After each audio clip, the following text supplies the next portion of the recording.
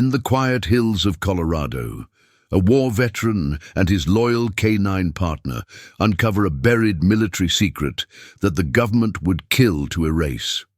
When Rex refuses to leave the door of a hospital room no one is supposed to enter, it sparks a journey that unravels a Black Ops experiment, brings back a lost soldier from the shadows, and exposes a chain of silence going back years. As allies emerge from the unlikeliest places and enemies strike from within, the line between justice and survival blurs. But even after the hearings end and the cameras turn away, some truths remain hidden. The dog who wouldn't give up is still listening. What was really lost in room 209, and what price will they pay to keep the peace they've found? The answer waits just past the last bark. Hold on a moment before we move forward. Let us know where in the world you're watching from. And if you're loving these stories, don't forget to hit subscribe. Tomorrow's episode is going to be absolutely mind-blowing. The wind moved like a whisper between the mountains, brushing over the rooftops of Pine Bluff, Colorado, a quiet town that held its breath in silence more often than not. It was the kind of place where people nodded in passing, but rarely stopped, long enough to ask questions. Out here, privacy wasn't just respected, it was expected, but sometimes silence hides more than comfort. Sometimes it hides the sound before the storm.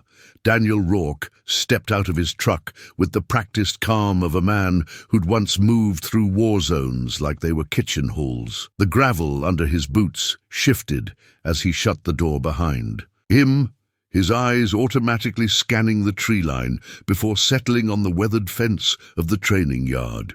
It was muscle memory, not paranoia. At least that's what he told himself. The sun had barely crested the ridgeline, casting long shadows across the property. Inside the yard, Rex was already standing alert, as if he'd sensed Dan from the moment the truck turned off the highway. The dog's amber eyes were sharp, his stance straight, almost military in its discipline. He wasn't just a dog, he was a partner, a soldier, and the only soul on earth Dan trusted without question. "Morning, boy," Dan muttered, his voice gravelled by years of shouting through sandstorms and explosions. Rex didn't bark. He didn't wag. He simply waited for the command. By 8, the first responders from the County K-9 unit had started arriving. Officers in uniform, some green, some hardened, gathered around the yard. Dan's words were few. He taught with actions more than instruction. Rex demonstrated most of it anyway. The dog obeyed with surgical precision, and when he latched onto a padded arm or tracked a scent through mud and chaos, even the cocky ones stopped talking.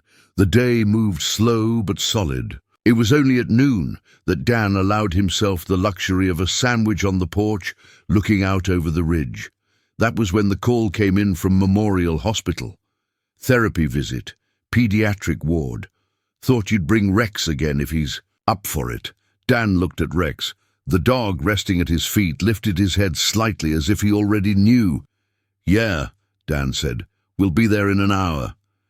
The hospital always smelled like antiseptic and quiet grief. Dan hated it. But Rex didn't seem to mind. He moved through the pediatric ward like he belonged there, calm, steady, gentle with the tiny hands that reached out from sterile beds. For a creature built for aggression, he carried an impossible softness with children. Nurses smiled. Parents wept. The kids beamed. It was a different kind of battlefield, but one where Rex still won hearts instead of territory. Dan was halfway through signing a thank you form at the front desk when it started. A growl, low, guttural, steady. Dan looked down. Rex was planted, unmoving, his eyes locked down the hall like he was staring at a ghost. The growl deepened, turned into a snarl. "Rex," Dan warned. The dog didn't budge, then he bolted. Dan chased him down the corridor as startled staff and parents jumped out of the way. Rex sprinted toward the east wing, his paws thudding on the polished floor. When he stopped, it was in front of room 209. Dan caught up, breathing heavy. "Rex! What the hell are you?" Rex barked, loud, furious. A warning, not a call. Dan froze. Room Door 9 was supposed to be empty. He looked at the door. It had no nameplate, no patient chart. Every document on the Thalassa program is public now. Dan didn't flinch. He only nodded. Good. And Keen's foundation received federal funding, she added. They're building a second refuge. Georgia, Joe whistled. Guess. The fire's spreading. Dan smiled faintly. That's what fires do. Later that day, a small ceremony was held at the edge of the property. No press, no politicians. Just a gathering of those who had been part of the journey. Sarah drove up from Denver. Carson Rudd flew in from Texas. Even Marshall, the former mercenary, attended, standing quietly in the back, his expression thoughtful, unreadable. They weren't there to celebrate any one person. They were there to bury a time capsule. Dan had resisted the idea at first, but Emma pushed for it, a gesture for the future, something for others to find one day, long after all of them were gone. Inside the capsule went a few photos, a hard drive with testimony archives, a copy of the whistleblower files, and one of Rex's service tags. No speeches were made, but as the final shovel of dirt covered the box, Dan stepped forward and placed a smooth stone atop the mound. It had been hand-painted by a child in town. It simply read, "Stay, like Rex." That evening, back on the porch, the sky turned orange behind the mountains. Dan sat with Rex again, rubbing the old dog's back as the air cooled. "You know," Joe said, looking out over the land, "we didn't win every battle." "No," Dan replied, "but we didn't let them win either." Emma nodded. "That's enough." A truck passed by on the dirt road below. A family waved from inside. They had visited the refuge just the week before. The father had carried a cane and a weight in his shoulders. When he left, the weight seemed lighter. Dan watched until the truck vanished around the bend. "I used to think legacy was medals or plaques," he said. "What is it now?" Emma asked. Dan looked down at Rex, who was still watching the road. "Even now, even at rest, it's the lives you help carry when they can't carry themselves." As the sun slipped behind the trees, Rex shifted slowly, placing his head on Dan's lap with a soft groan. Dan ran a hand through the thick fur, feeling the warmth, the years, the loyalty. In the distance, near the kennel yard, a puppy barked, high-pitched, excited. A new recruit, barely a year old, already showing promise. Rex's ears twitched at the sound. Dan smiled. "Time to pass the torch, old man." Rex didn't move, but his tail thumped once against the floor. And for Dan Rourke, in that fading light, with the mountains holding the last color of day, it was all the answer he needed. The mission was never about ending the fight. It was about making sure no one had to fight alone. Not then, not now, not ever. And somewhere, in every corner of this country, people were still listening to the echo of a bark that refused to be ignored, because the dog never gave up, and neither did those who chose to follow him. And a woman stepped out, grey coat, folder in hand, Agent Whitaker. She didn't wave, she didn't smile, just nodded and said, "The vote passed committee, it's going to the floor." Dan gave a tired smile. "Good. You started something." "Here," she said. Dan shook his head. "We just refuse to stop it." That night a small celebration was held in the barn. No music, just coffee, stories, and the kind of silence that comes when people finally feel safe. Carson was there, helping build more bunks. Emma read out loud from a letter Keen had sent from the facility, where he now taught therapy workshops for at-risk. Veterans Joe toasted with a chipped mug. "To the dog that didn't move," he said. Everyone raised theirs. Rex thumped his tail once, then laid his head on his paws.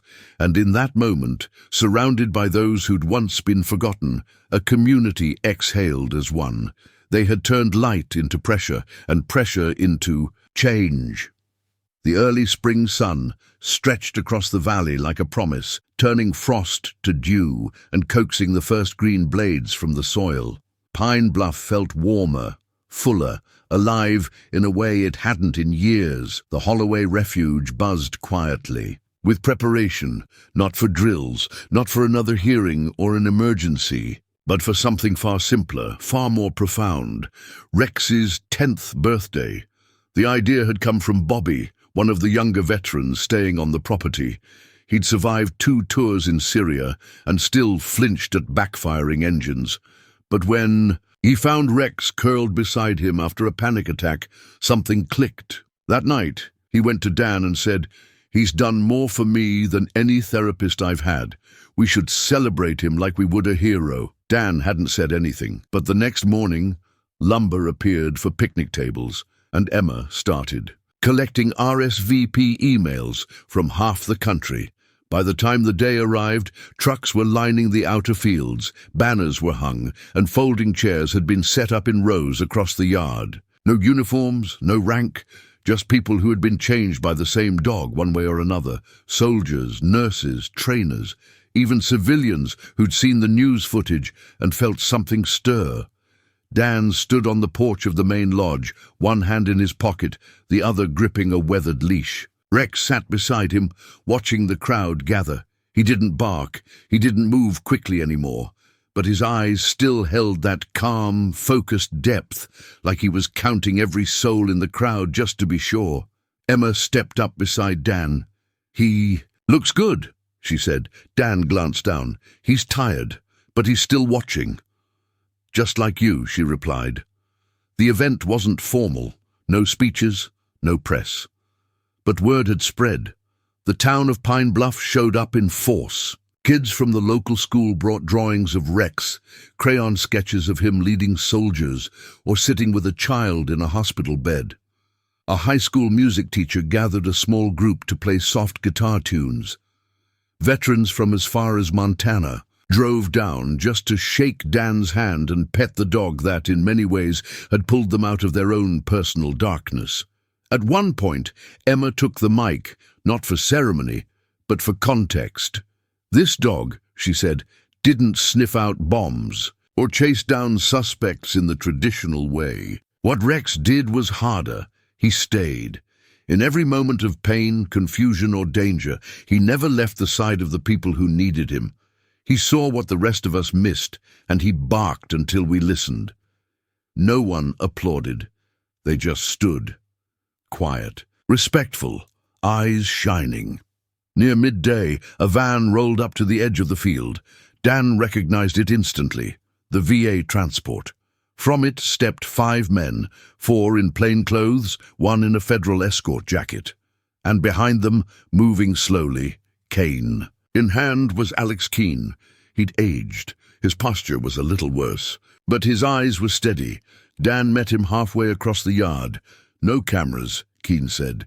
Dan shook his hand. "None, just family." Rex sniffed the air before Alex even reached them. When he did, the old dog took a few slow steps and sat at his feet, resting his head against the man's knee like no time had passed. Keene choked up. "I've been clean for over a year," he said. "No sedation, no blackouts, and I still don't sleep more than 3 hours. But this dog, he's the only thing I never forgot." Dan nodded. "He remembers you, too. The afternoon turned easy after that.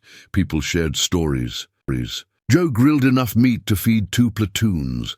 Emma passed around old photos of Rex, training shots, hospital visits, even that grainy security camera still from room 209.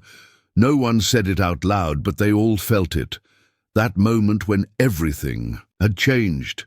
That bark. That refusal to move, the spark of the entire movement. A man stepped forward as the sun began to dip. Grey hair, clean-shaven in a wheelchair, pushed by his daughter. He'd never met Dan, never spoken to Rex, but he introduced himself with quiet reverence. "I was one of the tech analysts assigned to Subject K," he said. "Back when I thought I was just following orders. I saw what they did to him. I saw how he fought it. I never stepped in, but I never slept right since." He reached into his coat and handed Dan a USB stick. "I think it belongs here. It's the raw logs, the real logs, the ones they scrubbed." Dan took it without a word. Sometimes truth comes late, but it still matters. As the sun disappeared behind the hills, someone lit a fire pit. People gathered close. A few pulled out harmonicas, hand drums. The music wasn't loud, just enough to carry through the cold. Rex sat close to Dan, head up, listening. A child, maybe 5, wandered over and gently wrapped a scarf around his neck. "He's like a soldier, right?" she asked. Dan nodded. "The best kind," he said. Later that night, after the last guests left and the fire had died down to glowing embers, Dan stood at the edge of the barn. The air was cold, clear, the stars brighter than he remembered. Emma leaned against him, her breath fogging in the stillness. "We're not done," she said. "No," Dan agreed, "but we've made it further than I ever thought we would." Inside, Rex snored softly, wrapped in a blanket near the heater. Outside, the land slept easy, and across the country, people were watching, listening, organizing, all because one dog refused to be quiet, and a man had listened. The porch creaked as Dan shifted his weight in the old wooden chair, the same one he'd used for over a decade. It faced east, looking out over the valley where fog still pooled in the early morning hours and sunlight hadn't yet stretched over the pines. The barn sat quiet in the distance, its silhouette soft against the horizon. Birds chirped sparingly, as if they too understood that this hour didn't call for noise. Beside him, Rex rested with his head across Dan's worn boot, breathing slow, eyes half-lidded. He wasn't the young, alert K9 he had once been, but even now, with a stiff gait and graying muzzle, he remained vigilant. Any sound that didn't belong, a shift in wind, a tire on gravel, his ears would catch it. Dan sipped his coffee, black and bitter, the kind he always preferred. As steam rose from the mug, he looked out at the place that had changed more lives than he'd ever imagined. Holloway Refuge had grown. There were new cabins now, a proper veterinary clinic, and a dedicated therapy wing named after Emma's late mentor. The community had invested in them, not just in money or policy, but in trust. That had been the hardest to earn. Trust came slower than headlines, but it had arrived. On the porch railing was a stack of letters, some addressed to Rex, others to Dan, from veterans, from teachers, from kids who'd read about the dog who refused to move from a hospital door and ask their parents why more people didn't listen to animals. Dan had read them all. One stood out, written in crayon, in shaky, looping letters. "My dad smiles more now. He said your dog is brave. I think you are too. Someday I want to be like Rex." It was pinned to the barn wall, right under the plaque that read, "For those who still stand." Dan reached down and scratched behind Rex's ear. 10 years, he murmured. 10 good years. Rex exhaled deeply, not asleep but resting. Always resting, never quitting. Emma stepped out onto the porch, wrapped in a flannel coat, her hair still damp from the shower. She carried 2 more mugs and handed one to Joe, who had followed her out with the slow steps of someone learning to take his mornings a little easier. "Sleep okay?" she asked Dan. He nodded. "First time I didn't dream about the tunnels. In weeks." Joe chuckled softly. "Miracles happen." They sat in silence, 3 people bound not by orders, but by everything they'd endured and built together. "I got a call from Whitaker," Emma said eventually. "The full declassification?" "Passed." Coffee steamed in battered metal cups. Dan stood in the back, arms crossed, while Joe leaned over a map marked with red pushpins and yellow flags, each one representing a whistleblower, a testimony in progress, or a journalist waiting for confirmation. They weren't leading anymore. They were facilitating. The movement had outgrown them. It started with a name, Alex Keene, a man broken and rebuilt who refused to stay silent. His testimony had sparked the first wave. Carson Rudd's confession fanned it into a flame, but it was the people who followed, those with no platform, no audience, who built it into something that couldn't be ignored. Across the country, stories poured in. Veterans stepping forward, medical staff who'd been ordered to falsify charts, engineers who helped build prototype sedation chambers, language analysts who'd tagged and buried emails with headers like behavioral override. Candidate 14B. Emma's desk overflowed with files. Joe kept a second laptop just for encryption. Dan read each report at night by the fire, his fingers tightening whenever he reached a page with redacted lines. And Rex? Rex still lay by the door. He listened, as always. One cold afternoon, a journalist from the Denver Independent arrived unannounced. Young, idealistic, eyes bloodshot from too many hours of scrolling through leaked files. "They're going to bury this," he said without preamble. "Langley's still out there. Nobody's touched him." Dan didn't answer right away. He poured the man coffee, slid a copy of Keene's letter across the table. "You're looking for closure," Dan finally said. "This isn't that. It's exposure." The journalist sat in silence, reading the words scrawled in Keene's jagged handwriting. "We expose what they hide. We don't fight shadows with knives. We use light." It was all the man needed.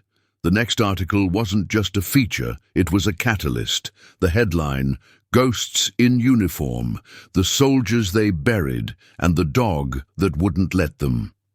By February, the hearings in Washington gained traction. A new subcommittee was formed, focused on the ethics of private military research and behavioral control programs. Dan was invited to testify. He refused. Instead, he sent Emma. Her voice was calm, steady, professional. But when she showed them Rex's injury photos and the transcript of his reactions in room 209, the room went quiet. One senator stood and walked out. Another whispered, "God help us." Emma didn't ask for help. She asked for accountability. After that hearing, the tide shifted. The public started asking questions. News anchors stopped sanitizing the reports. A few high-ranking officials gave short, careful interviews, each one carefully distancing themselves from the Langley group. But then came the internal leaks, emails, invoices, handwritten notes with words like deep mode activation and neural obedience cascade. The world had seen enough. At the refuge, Dan and Joe met with a group of veterans from 3 different states. They weren't just there for therapy or companionship. They came to organize. One of them, a quiet Navy corpsman named Elias, had compiled a list of demands, not for revenge, for reform. A new bill was drafted. Emma helped with the language. Joe checked the background names. Dan ensured every clause protected the people, not the agencies. And on March 2nd, the Ethical Transparency in Defense Act was introduced to Congress. It wasn't flashy. It didn't promise justice overnight. But it required one thing no law had before: full declassification of behavioral experimentation on U.S. military personnel since 2001. Rex was present that day, sitting beside Emma at a press conference. He didn't bark, he didn't flinch. But when a reporter asked what role a dog could possibly play in a matter this serious, Emma leaned down and placed her hand on Rex's head. He remembered what they wanted the world to forget. As the spring thaw began to melt the snow from the hills, Dan walked the property with Rex beside him, boots crunching through wet grass and soft mud. New fences had been built. A second training ring was nearly finished. Volunteers were working on converting an old shed into a quiet meditation space for trauma recovery. Rex paused near the east fence, sniffed the wind. Dan followed his gaze to a black SUV parked at the edge of the road. For a second, the old tension returned, but the door opened. "And now I'm trying to do something else."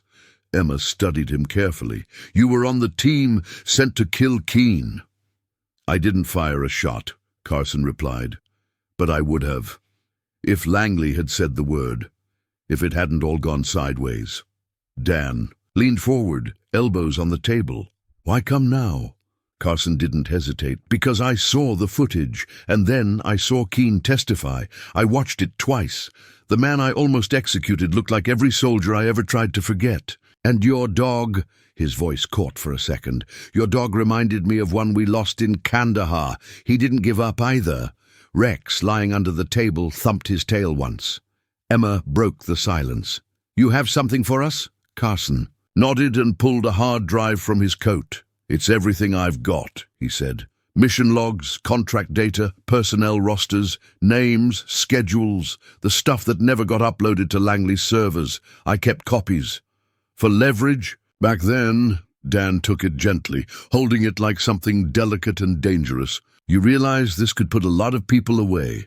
I'm counting on it, Carson said. The next day, Joe and Emma worked on the drive in the back room. Passwords cracked, layers peeled back. It wasn't just intel, it was a roadmap. Proof of years of covert programs, private black site experiments, contractors who vanished after missions went wrong.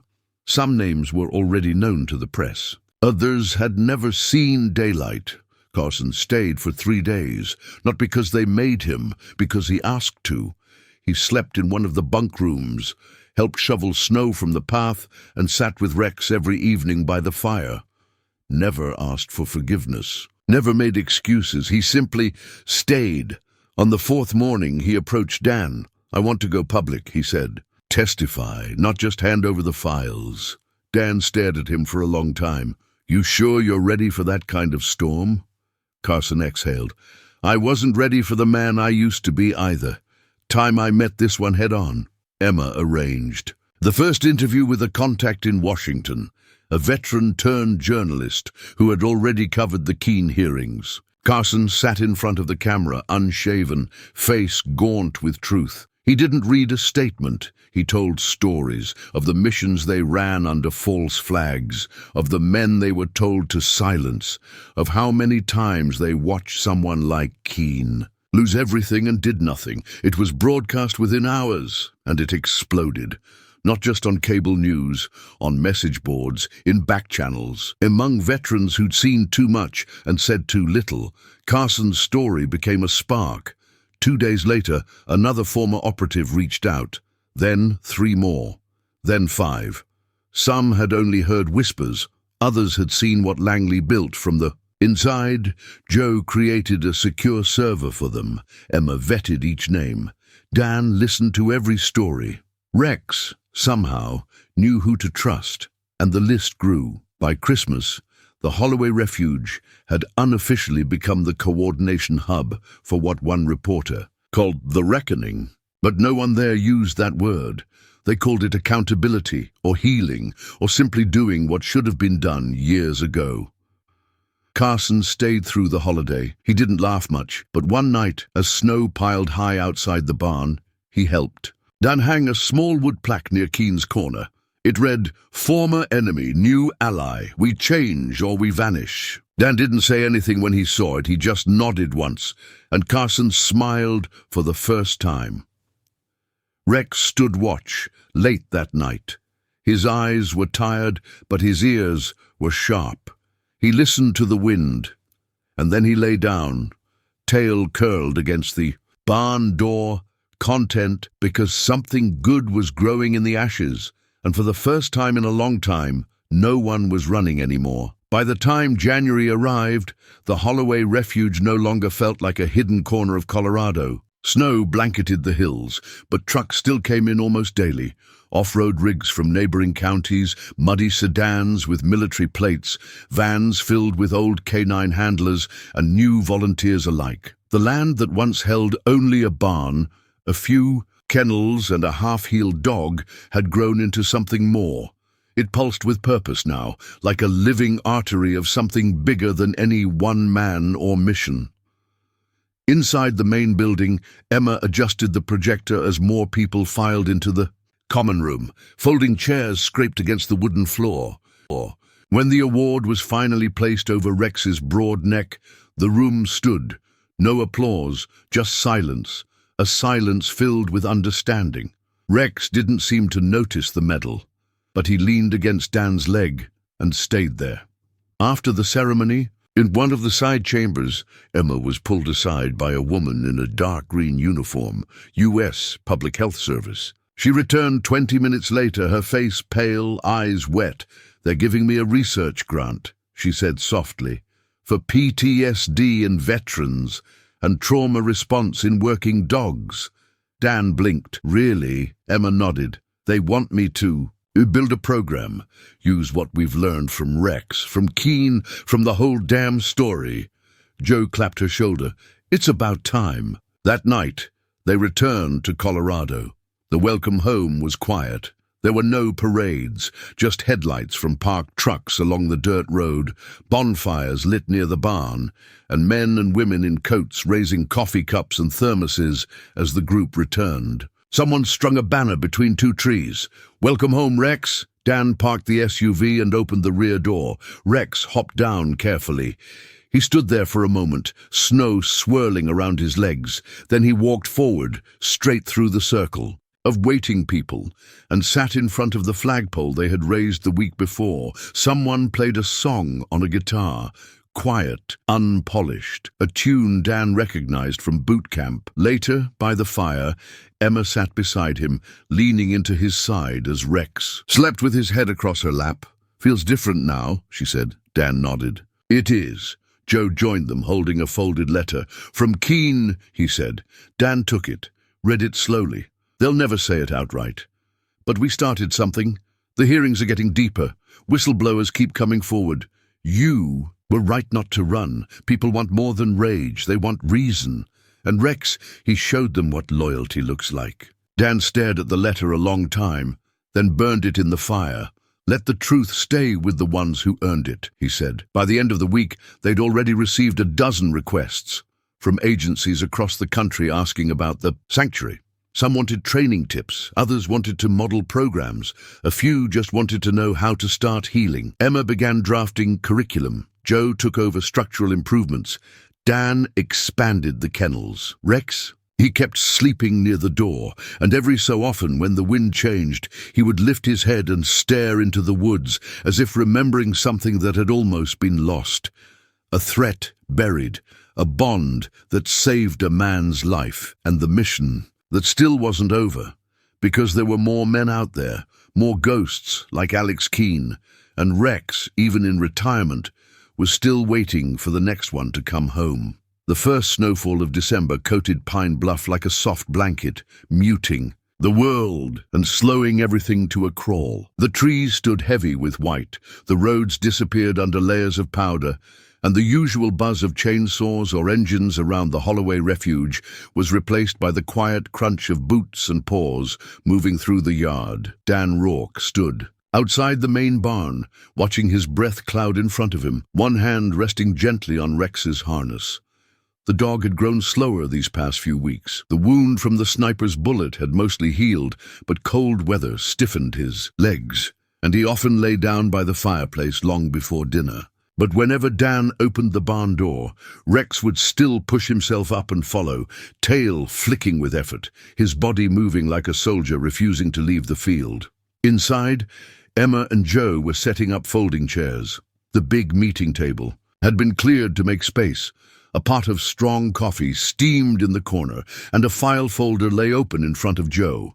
The man they were meeting had once been on Langley's kill team. Now he was here, alone, unarmed, and 2 hours early. His name was Carson Rudd. He sat across from Dan, palms open, eyes steady. No twitching, no false bravado. Just the quiet confidence of someone who had already made peace with whatever came next. "I didn't come for a deal," he said. Joe nodded slowly. "You sure picked a strange place to prove it." Carson looked down at the folder Emma had prepared. His service record, the missions he'd led, the private security firm he'd once represented. "I'm not proud of what I did," he said, "but I did it. Hearings were called, oversight committees reformed, whistleblowers came forward. One by one the ghosts stepped out of the dark. Dan returned to the farm with Rex. Emma moved in the next week, and Joe turned down a promotion with Homeland to help build what Dan had only dreamed of before. A sanctuary, not just for dogs, but for soldiers.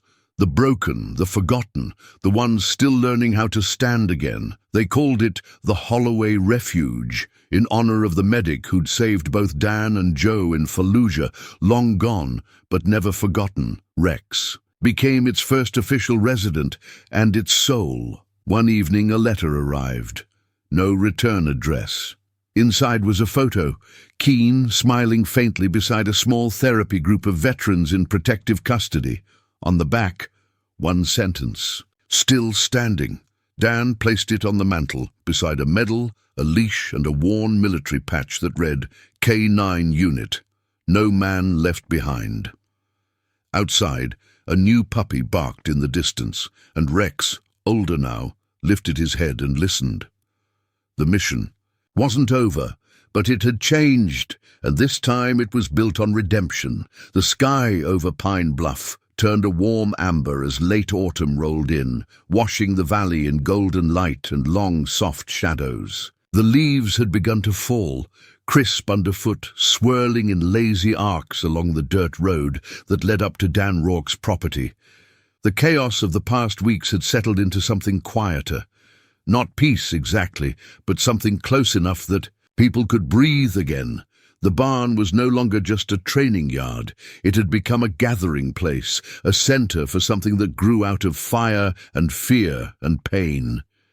Emma stood by the fence, clipboard in hand, watching two veterans gently guide a pair of young dogs through basic commands. Both men had the look of those who had once been broken and were now learning how to be whole again. Backs a little straighter, eyes a little clearer, voices just a little steadier. Dan leaned against the barn door, arms folded, watching it all. "Unfold. They're good," he said. Emma glanced over. "They're healing." Joe walked up behind them, carrying a wooden sign in his arms. Burned into the cedar was a single name, Keen's Corner. Below it, in smaller letters, "For those who chose to keep standing." They mounted it just outside the barn, beside the gate, where Rex often lay, stretched out under the sun, eyes half closed, but ears always alert. "Feels right," Dan said, brushing the sawdust from the frame. Emma smiled. "He gave people more than just a story. He gave them proof that you can come back, even after everything," Joe added. Word about the sanctuary had spread farther than they expected. News crews didn't come. They weren't invited. But veterans came, officers, retired handlers, even a few civilian therapists who'd heard about the place from word of mouth and decided to help. One woman, a quiet psychologist from Fort Carson, brought her service dog and sat for hours with a young vet who hadn't spoken in days. When the man finally whispered a few words, it wasn't to her, but to the dog. It was enough. Dan watched from the porch that night as more trucks pulled into the driveway. Volunteers, donors, friends, and all of it had started with a dog that wouldn't stop barking at a closed door. Inside the barn, Rex had been given a proper bed. The old army blanket was still there, but now there were medical pads, supplements, a cooling mat for his hips. He was getting older, slower. But when the new pups acted up, one growl from Rex straightened them right out. He still trained every morning, still watched over the fence line, still sat by the door at sundown, as if waiting for someone to return. Dan often joined him there. They would sit in silence for an hour or more, watching the trees shift with the wind. "Think he'll come back?" Emma asked one evening, sitting beside them. Dan didn't look away from the horizon. "He already has, in every man that walks through that gate." She leaned her head on his shoulder. They didn't need to say more. A few weeks later, Dan received a letter. It was handwritten. No stamp, no return address. Just a single sheet of paper. "The hearings are starting next week. They're letting me testify in person. No cage, no escort, just my voice. Tell Rex he was right about me." Alex Dan read it 3 times, then folded it gently and placed it in the drawer beneath the barn's first aid kit. That night, Rex sat a little closer than usual. By mid-November, the barn was full most nights. Veterans stayed late, some sleeping in bunks Dan and Joe had built. Emma coordinated schedules for therapy sessions. A woman named Camille, who had served as a combat nurse in Afghanistan, took over feeding duty for the animals. She was quiet, scarred, but smiled every time Rex nudged her arm with his nose. "You think we can really do this?" she asked Dan one night, wiping her hands on her jeans after setting down bowls for the dogs. "Do what?" "Turn a place like this into something that lasts." Dan looked around the barn, at the quiet men brushing dogs, at the fire crackling in the metal drum, at the warmth in the air despite the cold outside. "It already has." On Veterans Day, they held a small ceremony, no speeches, no cameras, just a flag raised over the yard. Alex Keene's name was etched into a wooden plank on the wall. Below the words, "We remember the ones they tried to forget." Dan stood with Emma and Joe, watching the flag catch the breeze. Rex sat at Dan's heel. Someone in the group began to hum a tune, an old army cadence, and the others slowly joined in. Voices low, worn, some cracking with emotion. It wasn't about patriotism, it was about pain, about healing, about remembering that even the forgotten deserve to come home. After the ceremony, a boy approached Dan, maybe 12, skinny, shy. "Her dad served," he said. "He doesn't talk about it, but he smiles when he sees Rex in the videos." Dan knelt. "He's welcome here any time." The boy nodded and handed Dan a drawing, crude pencil work but detailed. A man standing beside, a dog, both facing the sunrise. The words beneath it read, "You kept watch. So now we will." Dan swallowed hard and put a hand on the boy's shoulder. "Tell your dad thanks," he said, "and tell him the gate's open." That night, Dan stood on the porch again. Rex was slower getting up the steps. Dan sat beside him, feeling the dog's warm body press gently against his side. The stars were out. A new wind moved through the trees. No enemies tonight, no ghosts in the dark, just the promise of something better.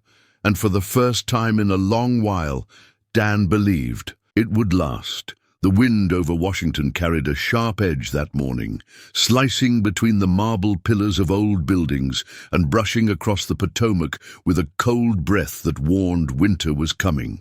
Dan Rourke stepped out of the black SUV with the stiffness of a man unused to wearing anything but denim and flannel. His dark suit itched under the wool coat, but it fit well, tailored by a veterans organization that insisted he, at least, look the part. He adjusted his tie awkwardly, looking over at Emma. She looked the same way she always did, poised, calm, precise. But today she wore a navy blue blazer with a silver pin on the lapel in the shape of a caduceus, the symbol of healing. Joe walked behind them, suit sleeves rolled slightly, necktie loose. And Rex stood tall despite the grey in his muzzle, wearing a harness with the words "Service" stitched in faded red. The Capitol steps stretched ahead of them, wide and clean and symbolic. Dan never much cared for ceremony, but this time he understood its purpose. Not for him, not for ego, but because people needed to see the truth standing in daylight for once. Inside, the rotunda was quiet, but filled with weight. Cameras flashed. Reporters murmured behind velvet ropes, and military officers lined the rear walls in silent formation. A small stage had been erected beneath the dome, flanked by flags and guarded by 2 Marines in dress blues. Dan didn't want to be here, but Alex Keene had asked him to come. Not for Alex's sake, for Rex. The medal was called the K9 Medal of Valor. It wasn't often awarded, and never before posthumously, but Rex was alive. Barely. The bullet wound he'd taken weeks earlier was healing, but slowly. The limp in his front leg was permanent now. Emma said he'd adapt. Dan wasn't so sure. The citation was read by the president's press secretary, a list of acts of loyalty, instinct, courage, and sacrifice. They made it sound clean, easy, as though the dog's unwavering presence had simply helped facilitate the recovery of a high-risk subject. But Dan remembered the blood, the barking, the desperate way Rex had fought to return to that hospital room, how he'd stopped breathing. For 10 seconds in the back of Dan's truck, sensing the quiet shift in the air. They hadn't won the war, but they had survived the ambush, and for now, that was enough. The morning after the confrontation was grey and still. A cold wind pushed through the trees like a sigh from something ancient, and the snow no longer looked pure. Trampled now, broken, but the ranger station remained standing, the smoke from its chimney curling gently into the pale sky. Inside, the silence was different. Not tense, not fearful. It was the silence that came after the storm, when those left behind weren't sure what to say yet. Alex Keane sat at the table, a cup of coffee between his hands. He hadn't touched it. Across from him, Dan leaned back in the creaking wooden chair, arms crossed, watching the man the government had tried to bury alive. Emma moved between them, cleaning dried blood from the side of Keane's head with quiet hands, like she'd done 1,000 times in the field for soldiers who didn't remember their own names. Keane finally broke the silence. He's gone, isn't he? Langley? Dan nodded. Off the grid, no official record of his visit. His men withdrew before federal units got here. Keane let out a hollow laugh. That's how it works. Always ghosts cleaning up ghosts. Joe entered from the back room, with a tablet in hand. Not this time. He set the device on the table. Footage played, grainy but clear. Langley's voice, Langley's orders, Langley stepping into the fire of his own lies. Emma had uploaded the stream to every platform, sent it to 4 independent reporters, and mirrored it across anonymous archives. The truth wasn't a secret anymore. It was public. Keane stared at the screen, watching himself speak, hearing the weight in his own voice that he hadn't recognized in years. "I remember that moment," he said, "the way Rex looked at me, like I was still a person." Dan didn't respond. He didn't need to. Keane reached down, running a hand over Rex's fur. "They wanted to erase me, thought they could shut me down with chemicals and lies." He looked up at Dan. "But you came back." Dan leaned forward. "You deserved the chance they stole from you." "I don't know what I deserve," Keane whispered. "I remember things I did, people I hurt." Emma stepped in then, quiet but firm. "They made you into a weapon. You were never given a choice." Keane's jaw tightened. "But I have one now." That afternoon, federal agents arrived, not in black vans or helicopters, but quietly in unmarked cars, respectful and methodical. A woman in a brown coat introduced herself as Agent Whitaker. She didn't flash a badge. She didn't ask for Dan's cooperation. She already knew she had it. "I've seen the footage," she said, standing beside the fire with Emma and Joe. "This is going to make waves." Dan stood across from her, arms folded. "That's the point." Whitaker nodded. "I don't think Langley will show up again, but his contractors, the project itself, it won't vanish overnight." "No," Dan said, "but now it can't." "Hide." She turned toward Keane, who was sitting on the porch, Rex at his side. "What does he want to do?" "Turn himself in," Dan replied. Whitaker raised an eyebrow. "He wants people to know what happened, all of it. From inside the program, what he remembers, what he did, what was done to him." Whitaker took a breath. "We can work with that. Testimony like his, with supporting evidence, it's invaluable. And dangerous," Joe added. "There'll be people who don't want this story told." "There always are," Whitaker said. "But it's already out. The only way they win now is if he runs." Dan looked out at Keane. "He's not running anymore." They drove him to Denver that evening. Keane insisted on walking into the federal office under his own power, unshackled. A free man choosing accountability over hiding. It wasn't an arrest. It was a reckoning. Before stepping through the doors, he turned to Dan. "You think this matters?" he asked. Dan didn't hesitate. "It matters because you're still standing." Keane nodded slowly, then looked down at Rex. "Thank you, old friend." Rex licked his hand once, then watched as Keane stepped inside. The news broke fast, not just Langley's footage, but Keane's testimony, a whistleblower in every sense, a man who had been used, buried, and reawakened. His face appeared on screens across the country, not as a monster, not as a rogue operative, but as a broken man trying to make things right. Public pressure followed. Joe intercepted a scrambled transmission from a military satellite feed. The encryption was government-grade, but the call wasn't logged in any public database. Langley, he'd activated the Omega Protocol, a sanctioned cleanup operation reserved for top-tier experimental failures. When an asset couldn't be recovered, couldn't be controlled, it was terminated along with anyone who stood too close. Kill teams already moving, Joe said, staring at the data. 12-man unit, no insignia. They're not coming to negotiate. Emma sat at the table, her hands clenched. How much time? Joe checked. The logs. Maybe an hour. Dan didn't move. Then we don't run, he said. Emma looked up. You want to fight them? No, Dan said. I want them to expose themselves. They didn't have much. 2 rifles, a scoped AR-15.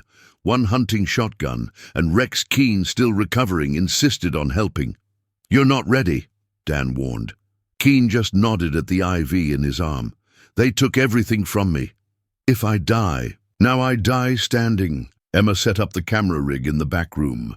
3 feeds, 1 uplink, connected to 3 journalists with the courage to broadcast without approval. Everything that happened in the next few hours would be streamed, archived, and made public. It was their only insurance. The snow thickened. Dusk rolled in early. Rex moved between the trees, placing scent markers, retracing familiar trails. He knew the terrain better than anyone. They trusted him to guide them when the shooting started. Langley didn't arrive with sirens or fury. He came in silence. 2 black SUVs, 1 unmarked chopper, 12 soldiers in winter gear, moving through the trees with military precision. Dan spotted them from the eastern ridge, scoped rifle braced against a fallen log. Target acquisition confirmed, Joe whispered through the comm. They're splitting into 3 teams. No logos, no hesitation. Dan gave the signal. Emma hit record. The first shot didn't come from them. It came from Langley's team. Suppressed rifle fire, 2 rounds slamming into the ranger station's wooden wall. Joe returned fire from the roof, grazing one of the infiltrators. Rex darted forward, disappearing into the brush. Keene crouched behind the outer fuel shed, gritted his teeth as he steadied his weapon. More gunfire. Controlled, calculated, no screams. No panic. They weren't amateurs. Langley stepped into the clearing like a man inspecting a garden, calm, unhurried. Dan saw him through the scope. Could have taken the shot. Didn't. Not yet. Langley looked toward the station and called out, "Alex!" His voice was loud, clear, cutting through the snow. "You're sick, you know it. I can help you." From the shed, Keene stood slowly. "Help me?" His voice cracked. "You turned me into a ghost." Langley took a step forward. "You were already broken. I gave you purpose." "No," Keene said. "You gave me orders. Then you tried to erase me." Dan watched Langley's hand dip toward his belt. Then Rex charged. The dog shot out of the woods like lightning, leaping at the sniper hidden on the ridge. The man didn't even scream, just fell backward, rifle tumbling. That broke the formation. Gunfire erupted again, louder, wilder now. Joe dropped one from the rooftop. Dan took another through the thigh. The unit began to fall back, but Langley held his ground, eyes on Keene. "You won't shoot me," he said. "You don't have it in you." Keene raised the rifle. "I did once," he said quietly. "I won't miss this time." But he didn't shoot. Dan stepped forward instead. "You wanted a weapon," Dan said, lowering his own rifle. "You created one, but you forgot something." Langley blinked. Dan pointed at Rex. "You forgot what loyalty really looks like." Langley turned, too late. Emma was behind him. She held no gun, just a phone. Streaming live to thousands. Langley froze as realization hit. His voice, his actions, all captured, all broadcast. The retreat came fast. The unit pulled back. Langley, cornered, didn't speak, just stood there, silence finally catching up with him. Dan didn't need to shoot, because the truth had done the job better. Later that night, Keene sat beside the fire, Rex's head resting on his lap. Emma uploaded the final footage, unedited. The program was exposed. Langley would vanish, but the lie would not survive. Dan sat outside, the cold biting at his skin. Rex lifted his head. Joe followed, rifle ready, eyes sharp. Behind them, Rex led the way, tail low, ears high, nose pressed to the wet floor. They had followed the trail from the old motel. Prints, scattered debris, the broken grate. Subject K was no longer a ghost. He was running, and bleeding, and afraid, but not alone. Dan's foot landed on something soft, a scrap of fabric. Military issue. Emma's voice crackled through the earpiece. I'm watching the feeds from the north perimeter. No Langley units yet. You're clear. For now. They pressed forward. 10 minutes in, the tunnel narrowed into a chamber where the wall had collapsed, forming a small pocket of space. Rex stopped, nose in the air. Then he sat. Dan shined the light into the gap. A man crouched in the corner, hair matted, skin pale and streaked with dried blood, eyes wide but empty. Alex Keene. Dan didn't move, didn't speak, just lowered the flashlight and let the darkness wrap around them. Rex stepped forward and lay down beside Keene, his head resting near the man's leg. Keene didn't flinch. Instead, his hand moved, slow, trembling, until it touched Rex's. Fur, I remember this dog, he whispered. He never left my side. Dan crouched beside him, and neither did we. Keene looked up, eyes finally meeting Dan's. They put something inside me, he said, voice hollow. A switch, a fuse. I wake up, and I don't know what I've done. Joe stepped forward. We know. That's why we came. Keene shook his head. You shouldn't have. Dan placed a hand on his shoulder. Too late. They didn't make it out the way they came. Langley's men were already closing in, 4 vehicles converging on the northern exits. Emma's voice came fast and sharp. They're sweeping block by block. You've got 10 minutes tops. Keene stood on shaky legs, supported by Dan. Rex moved ahead again, limping slightly but focused. They surfaced in a maintenance shaft near the train depot, forgotten and rusted, hidden behind old shipping containers. Joe opened the grate while Dan and Keene moved up, one step at a time. Outside, the cold bit through their clothes, and the sound of helicopters cut the sky like a knife. Langley wasn't coming quietly. They didn't go back to the barn. Too risky. Instead, they headed for the old ranger station they'd used before, Emma waiting with blankets, painkillers, and silence. She didn't ask questions, just wrapped Keene in warmth and helped him lie down. He's not stable, she whispered to Dan later. He's not dangerous, but he's frayed, like a man who doesn't know which memories are real anymore. Dan watched him sleep. No one could survive what he did and stay whole. That night, Langley went public, a leak, a press release, a warning. Subject K was a threat, a danger to public safety, a rogue soldier, no names, no context. Just a ghost story turned cautionary tale. Dan watched the report in silence. Emma snapped the TV off. Joe muttered, he's building the kill order, making the public fear him before they even know him. Dan turned to Rex, who was curled near Keene's bed again. They want to paint him as a monster. Emma stepped beside him. Then we show them the truth. The next move wasn't going to be escape. It was going to be exposure. They didn't just want to save Keene. They wanted to end the program that created him. They wanted the world to see what Langley had done, and they were running out of time. The snow began to fall early, just after dawn. Fine. Powdery flakes drifted from the grey sky, settling on the pine branches that lined the edge of the ranger station. Dan watched from the window, coffee in hand, Rex curled near his feet. The quiet was deceptive, too calm, too still. The kind of silence that always came before something violent. Behind him, Alex Keene stirred in the cot. He hadn't slept more than a few hours at a time.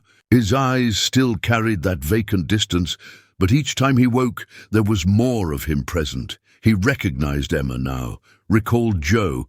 He even remembered the old ranger cabin, said he'd stayed there once during survival training. But it was Rex who kept him grounded. Whenever the confusion overwhelmed him, it was the dog's steady gaze that pulled him back. He's stabilizing, Emma whispered beside Dan. But he's not safe. Not yet. Dan didn't answer, because he knew. Something was coming, and it was going to tear through them like a storm. That afternoon, Joe had chosen the motel, a cheap roadside place 10 miles outside of Glenmore, because it had bad lighting, no cameras, and a back entrance that overlooked a ravine. The perfect place for a quiet conversation. Or an ambush. Dan and Keane took. A single room, lights off, curtains closed. Rex waited at the corner of the lot, half hidden behind a truck, eyes scanning every shadow. Langley arrived on time. No backup, no weapon drawn, just a black car, a polished coat, and that cold confidence that had made Dan's skin crawl from the first moment. He entered the room without knocking. "You called." Dan stayed seated. "We have something you want." Langley smiled. "I doubt that." Then he saw Keane. The smile vanished. Langley took a step closer. "He shouldn't be awake." "He is," Dan said, "and he remembers." Keane stood slowly. "You told me I was broken, that I needed fixing. You lied." Langley didn't blink. "You were a liability." "You still are." "No," Keane said. "I'm proof." Langley's tone shifted. "You're a weapon. You always were." Keane looked at Rex, then back at Langley. "Not anymore." Langley turned toward Dan. "You think you've done something noble here? All you've done is wake up a project we spent years trying to bury." Dan leaned forward. "That's the idea." Outside, a click echoed softly through the lot. Rex moved. He darted from behind the truck toward the far building and took down a man trying to scale the roof. The fight exploded in an instant. Emma's voice cracked through the earpiece. "They're here. 2 units approaching fast, north side and alley." Joe opened fire from the balcony, dropping the first attacker before the second reached cover. Glass shattered. Sirens wailed in the distance, ones Dan had triggered remotely. Through Emma's hacked dispatch network, Langley tried to run, but Keane caught him by the collar and slammed him against the wall. "Do it!" Langley hissed. "Prove you're still what I made." Keane's fist clenched, then relaxed. He stepped back. "No," he said, "that's not me anymore." Langley's eyes narrowed. Keane turned to Dan. "Let him go." Dan hesitated, then nodded. Langley slipped, out the door into the chaos beyond. Sirens grew louder. The kill team vanished into the trees. Joe reloaded. "That was loud." Dan helped Keane sit down. "That was enough." Within the hour, footage from the motel had gone viral. Emma had streamed. Parts of the confrontation lived from a planted body cam on Joe's vest, Langley's face, his voice, his threats. They were all out now. He wasn't just a rumor anymore. He was exposed. Later that night, they regrouped at the outpost, Rex curled beside Keane, both of them too exhausted to move. Dan stood at the doorway, watching the trees. Joe poured a drink and said, "It's not over." "No," Dan agreed, "but now the world's watching." And far away, in a bunker with alarms still blinking, the Langley group began deleting files that never officially existed. They were no longer cleaning up a mess. They were running from it. The old wood creaked beneath Dan's boots as he paced. The outpost floor, listening to the faint static from the comms unit. The last 48 hours had stripped the calm from their lives, Langley's ambush, the motel trap, the fallout. And now, with Subject K's true identity finally confirmed. As Alex Keane, they weren't just witnesses anymore. They were accomplices in something the government had tried to bury so deep it nearly erased a man's soul. Rex, still stitched and sore, lay in the center of the room, head lifted, eyes watching every move Dan made. He hadn't taken his gaze off the east window all morning, like he was waiting for something only he could sense. Emma appeared from the back room with fresh printouts, logs, memos, fragments of conversations. "They're trying to scrub him again," she said, laying the papers on the table. "Not just his identity, everything, as if Alex Keane never existed." Joe leaned over the files, his expression darkening. "That's not erasure. That's extermination prep. They're getting ready to kill him." Officially or not, Dan stopped pacing. "We have to find him before they do." They didn't need to ask how. Rex already knew. The storm drain smelled like mold and rust. Water dripped from overhead grates, echoing through the narrow concrete tunnels like distant footsteps. Dan moved slowly, flashlight low, the beam cutting through the dark like a blade. body drawn tight like a bowstring. When they reached the outer fence, Dan froze. There were voices, 2 men, guards moving near the intake tunnel. Not government, not military, too casual in posture, but armed. Joe raised 2 fingers. Dan nodded. It was over in seconds, silenced. Quick, no time for guilt. They moved deeper into the underbelly of the compound.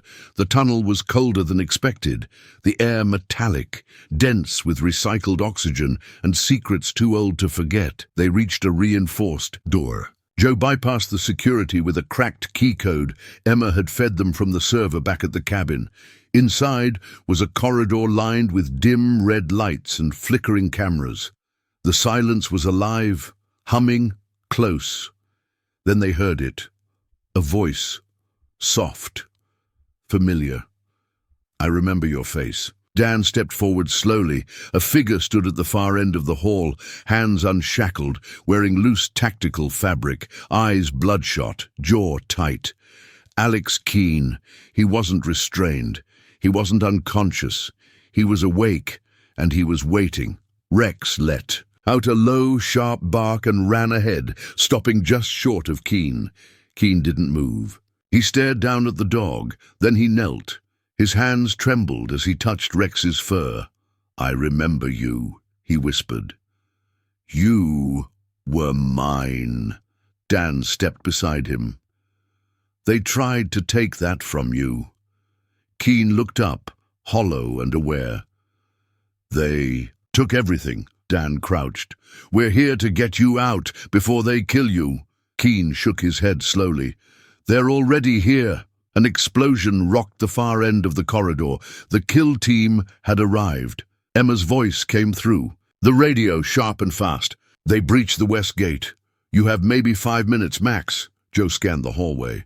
We'll never outrun them in these tunnels. Keene stood. His voice was clearer now, stronger. There's another way. Dan looked at him.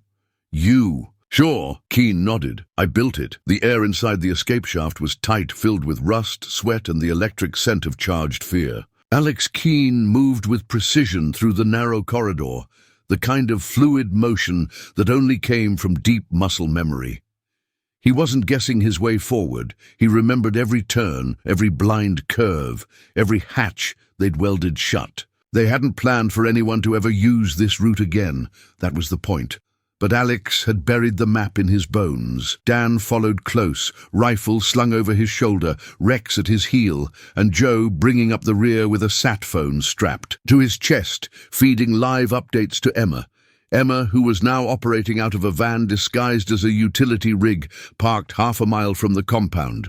She was watching satellite feeds and bouncing comms across half a dozen encrypted networks, doing what she could to keep Langley's team in the dark, at least for a little while longer. Keene reached a rusted panel and slammed his palm against the side.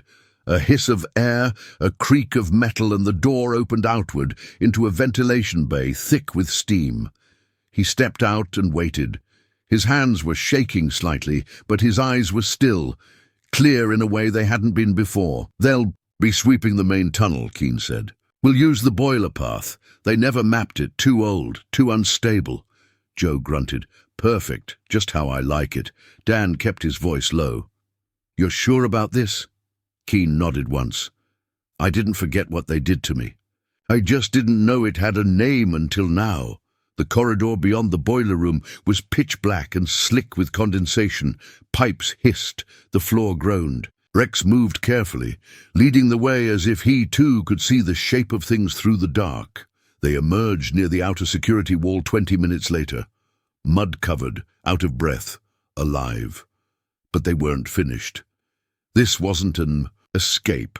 It was bait. Back at the outpost, Emma uploaded the redacted medical files onto 3 independent news servers, each with delayed triggers. They wouldn't post yet, not unless she failed to input a 24-hour reset code. It was insurance. If Langley killed them, the world would find out what the Langley group had done, what Project Thalassa had really been. Emma looked over her shoulder, heart pounding, and whispered into the mic, You have 20 minutes before reinforcements sweep that whole sector. That's the window. The plan had always been risky. Expose. Langley catch him off guard. Force a confrontation that couldn't be denied. He remembered a dog with eyes full of loyalty, and for the first time in years, he remembered his own name. The wind slammed hard against the trees outside the outpost, bending branches and shaking the old rafters, like nature itself was warning them to leave, but inside the air was still. Too still. Dan stood at the window with his arms crossed, eyes scanning the woods like he could feel something watching. Rex lay near the door, body tense, unmoving. The dog hadn't slept more than an hour since the warning about the kill team. He barely blinked. His instincts were turned up so high, Dan could feel it radiating from him like heat off concrete. Joe hadn't spoken much since breakfast. He was working through intel, updating the floor plans of the underground facility where Alex Keene was, likely being held. The tunnel system beneath it ran deeper than they thought, connecting to an old rail access buried under decades of forest growth. It was a perfect ghost nest, quiet, cold, unreachable. Until now. Emma burst through the side door with a flash drive clutched in her fist, her hair soaked from the storm and her voice ragged. "He's here." Dan turned. "Who?" "Langley." Joe stood up. "What do you mean?"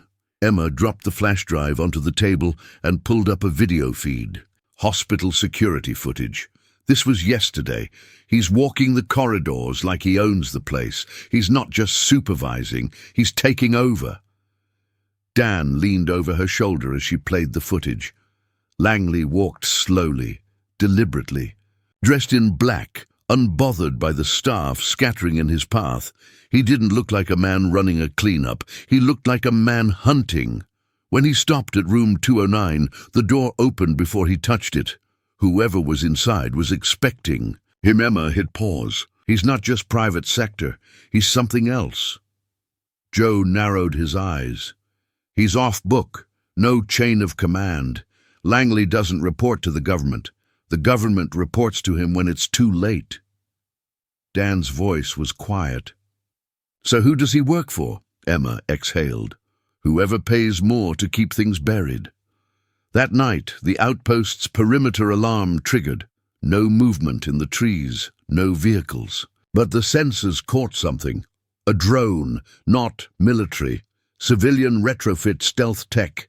Dan pulled it from the bushes 20 minutes later, its body split from an impact with a pine trunk, but the data module was still intact. Joe opened it under. The single bare bulb in the war room. "Facial recognition scans," he said, jaw clenched. They were confirming identities. Emma leaned in. "You think Langley's team is checking for survivors?" "No," Joe said. "They're checking who they'll have to silence." Dan rubbed his temples. "He knows we're onto him. He's waiting to see if we'll make a mistake." Rex stood suddenly, eyes locked on the window. A growl formed in his throat. Dan moved to the window. Lights, 2 of them, slow, controlled, no engine noise. Electric SUVs, black and matte-finished, moving like predators along the ridgeline. Emma backed away from the table. "He's here." Langley didn't knock. He stood by the truck, arms folded, eyes fixed on the outpost as if he could see through the walls. He didn't raise his voice, didn't announce himself. He waited.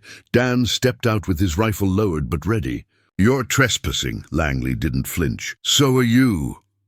"Who are you?" Langley's smile was slight, cold. "A problem solver." Dan's grip tightened. "Solving what?" Langley took 1 step forward. "Containment. Before. Your curiosity becomes something more permanent." "You're too late," Dan said. "We know about Keene. We know what you did to him." Langley tilted his head.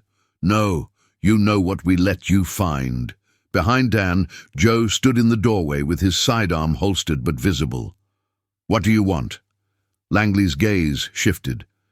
Subject K was never supposed to wake up, but someone interfered. Someone who thought loyalty outweighed programming. His eyes landed on Rex. The implication was clear. Rex had triggered something, a memory, a fracture in the conditioning, and Langley saw it as a threat. "He's not a weapon anymore," Dan said. Langley's smile vanished. He's exactly what we made him. You just haven't seen it yet. And then, without another word, Langley returned to his vehicle. No threats, no guns, just a promise left hanging in the air like smoke after a match. The next morning, Emma accessed a new server buried under 3 levels of encryption. Keane was one of 5 subjects, she said, reading aloud. He's the last. The others didn't survive re-entry. Joe scanned the data. And now Langley's bringing in failsafes. If Keane becomes unstable, if he remembers everything, they'll shut it all down. Dan looked at the map. Including us. Emma nodded. We don't just need to find him now. We need to reach him before they do. That afternoon, an intercepted satellite ping showed new heat signatures near the lab. 5 men. No IDs. Moving in combat formation. The kill team had arrived, and somewhere underground, behind locked steel doors and whispering vents, Alex Keane opened his eyes again. But this time he didn't see doctors or machines. He saw the shadow of a dog sitting beside his bed. Not real, not yet, but enough. He whispered 2 words into the dark. Help me. The morning came quiet and heavy. The clouds sunk low across the Colorado peaks, like a warning draped over the land. Dan stood alone outside the outpost, watching the grey light stretch slowly across the tree line. He didn't sleep the night before. None of them had. Not with Langley's visit still crawling beneath their skin, and the kill team confirmed to be just miles away from the compound. Inside, Joe sat hunched over a map of the underground facility, marking every vent, tunnel, and access point he could find. Emma worked across from him, eyes bloodshot, lips dry from hours without speaking. The silence between them had changed. It wasn't fear anymore. It was calculation. Something brutal and necessary was taking shape between the 3 of them, and it couldn't be undone. Joe turned the tablet toward Dan as he stepped back inside.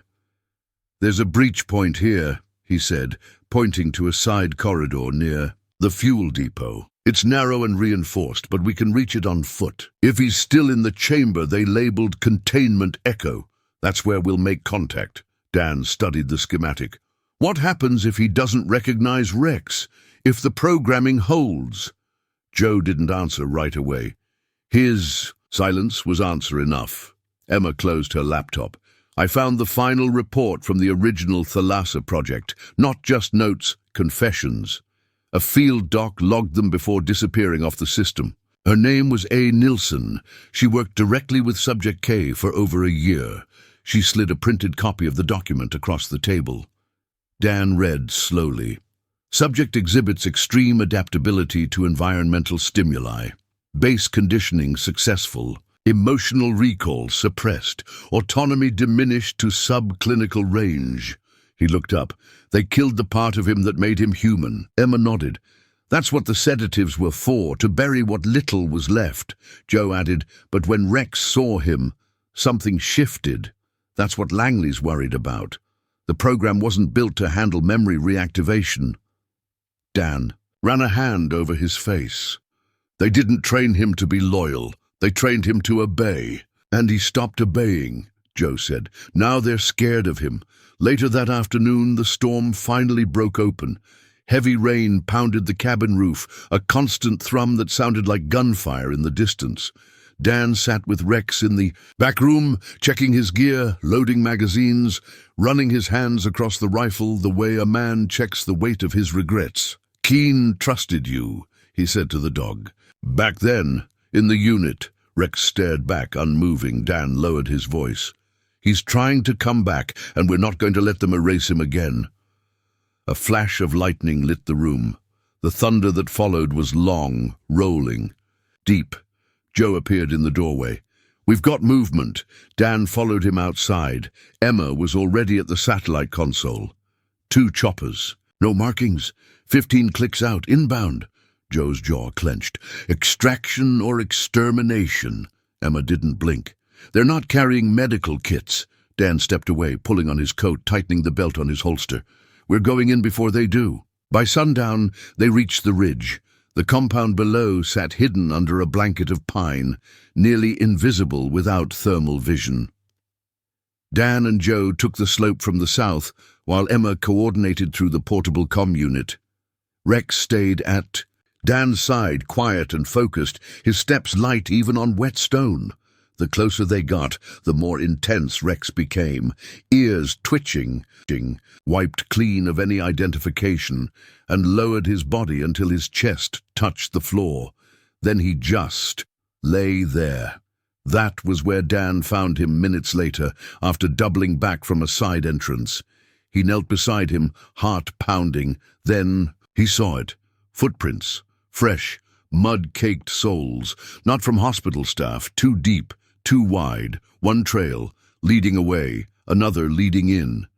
Dan's eyes followed the corridor, and just in time to catch the corner of a white coat turning down the west. Wing hallway, he moved, fast and silent, cutting through the storage room, looping back around. He saw the man step out of the fire exit and head for the parking lot. He wasn't alone. Behind him, barely restrained by wrist straps and a loose cloak, was Subject K. Dans. Breath caught. The man was walking, not staggering, not sedated, walking controlled, guided. The so-called doctor wasn't holding him like a patient. He was managing him like a handler would an attack dog. Dan took a photo, then slipped back through the side exit. 10 minutes later, Rex barked. Just once. A low, deep sound that made Dan's blood go cold. The truck had company. 2 hospital security. Officers were circling it, whispering into earpieces. Dan stepped forward, his hand visible, calm but firm. "That's my dog. Sir, we need you to step away from the vehicle. He's been flagged as a public risk." Dan looked down at Rex, who had lifted his head but hadn't moved. The officers didn't get the chance to act, because someone else did. A man in a black coat stepped out from between 2 ambulances. He didn't wear a badge, didn't carry a weapon, visibly, but the officers stepped aside for him. He approached the truck and looked at Dan. "I'm with federal containment." Dan didn't blink. "You don't look federal." The man's eyes were calm, almost amused. "I don't have to." "What's your name?"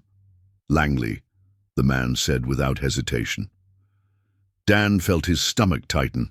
Emma had mentioned that name once before, not a person, a shell company, a project name, a mask. "Langley," Dan repeated.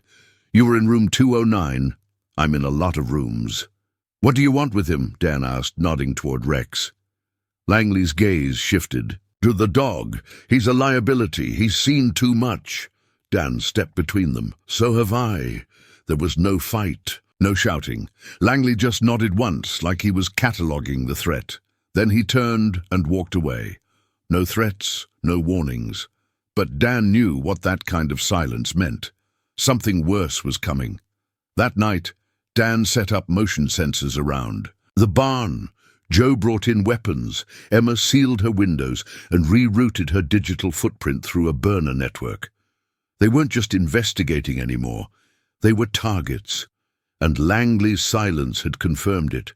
Subject K was no longer a secret. He was active, and whatever part of him the program couldn't control, whatever was left of the soldier they'd buried in chemicals and lies, it was out now and watching. At 3:14 a.m., Dan woke to the sound of Rex barking, but not from pain, not from fear. He was facing the door, tail rigid, ears pointed. Dan grabbed the shotgun and moved to the window. Headlights. One vehicle, black, parked just outside the fence. Dan reached for the latch, ready to step out. Then the engine started again.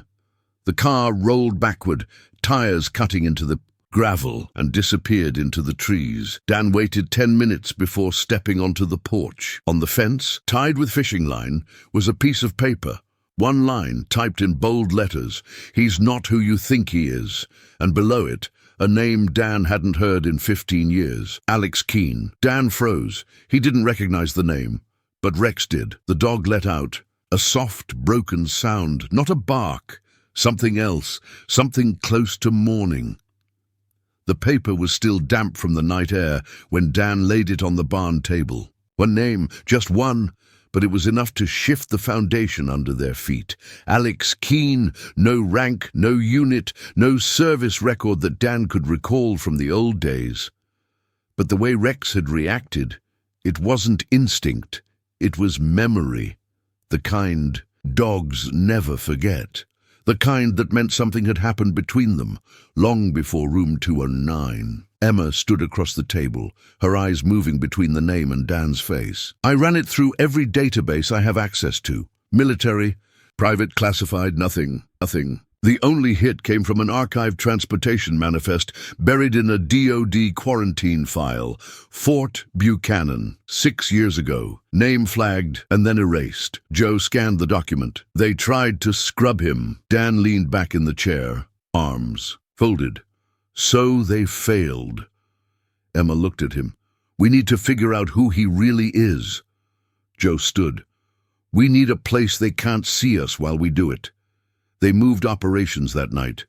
The barn, once quiet and remote, had become too exposed. Langley knew where they were. The sensors had picked up 2 vehicles the night before, both circling and leaving within minutes. Recon, pressure. Joe's contact with Homeland set them up with a temporary site, an old ranger outpost near the foothills, long since decommissioned and quietly ignored by the county. No cameras, no signals, just trees and time.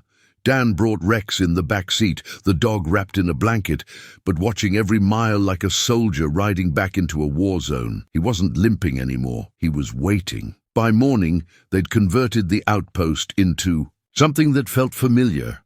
Maps on the walls, equipment in the corners, laptops wired into deep net connections. Emma set up her workstation in the far cabin, surrounded by a fortress of coffee cups and encrypted data. Joe pinned a new layout on the corkboard, an aerial drone shot of the compound where they believed Subject K, or Alex Keene, was now being held. It's not a facility, he said. It's a lab built into a fallout shelter. No roads in, no air traffic. They use underground tunnel access, the same pattern we saw in Syria for the ghost sites. Dan studied the perimeter. What's the weak point? Joe pointed to a supply hatch on the northeast corner. Ventilation exchange. Runs hot every night around 1 a.m. Power dips slightly. Automated systems reroute energy, probably during dosage reboots. Emma turned in her seat. That's when they sedate him again? Joe nodded. Or try to. But I think it's failing. Dan's voice was low. Because he's fighting back. The next few hours were spent digging, deeper into everything they could find about Alex Keene. Emma pulled a miracle by accessing a redacted fragment of a personnel profile, misfiled under a procurement contract. He was Army, that much is clear, she said. Served under a private designation called Strike Element 9, off-the-record unit. No birth date, no family listed. But there's one scan of his psychological evaluation. She tapped the screen. It's incomplete, but the language is disturbing.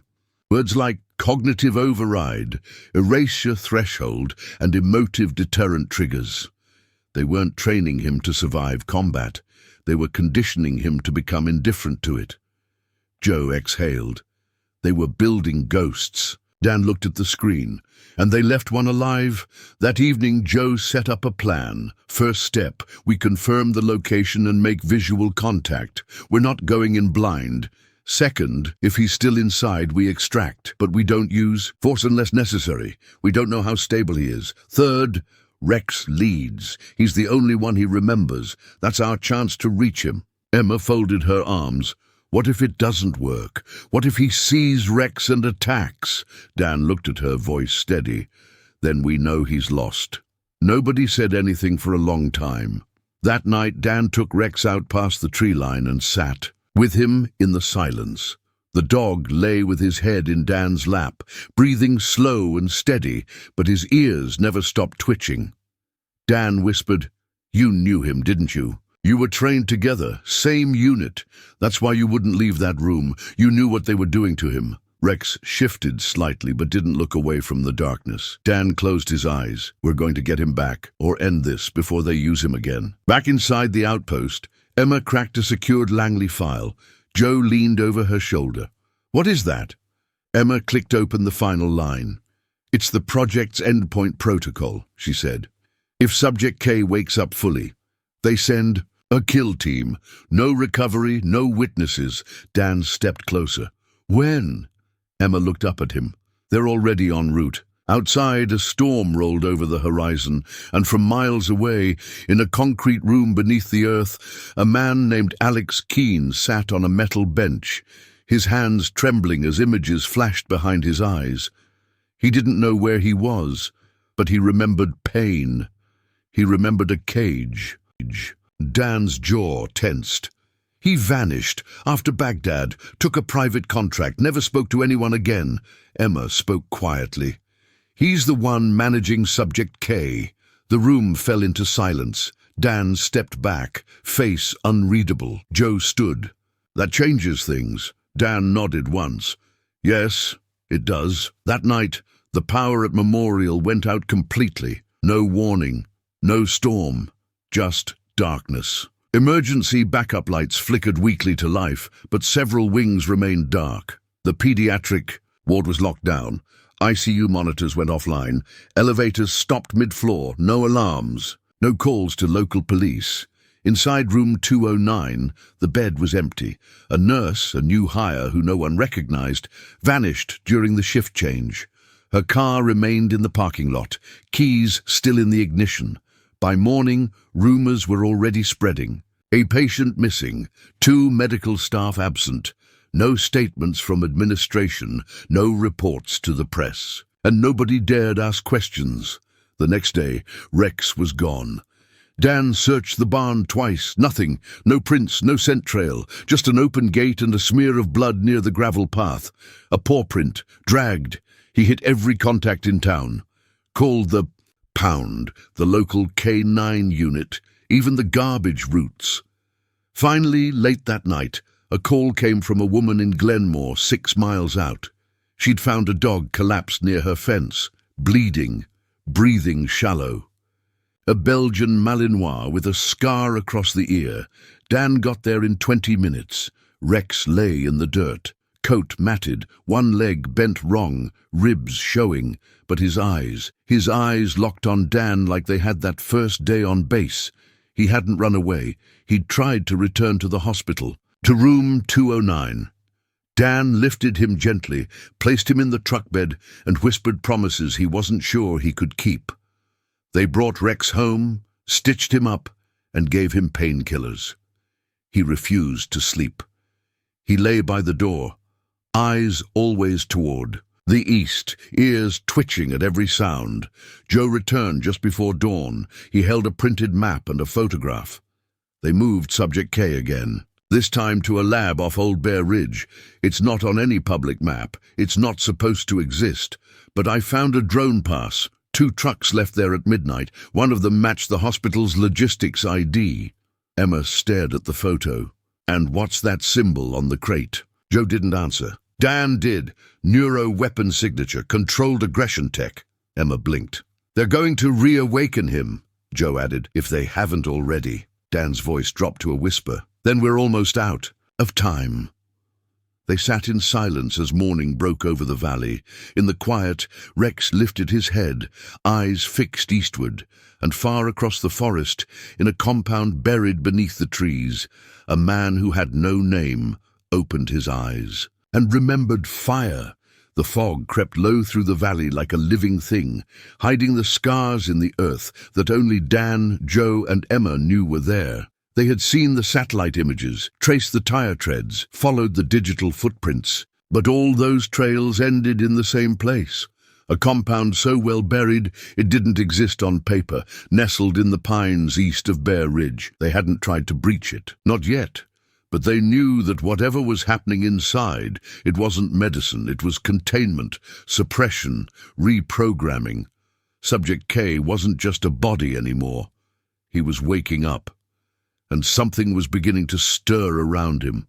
Rex hadn't left the front barn doors since returning from Glenmore. Despite the injury, despite the medication, he refused to rest.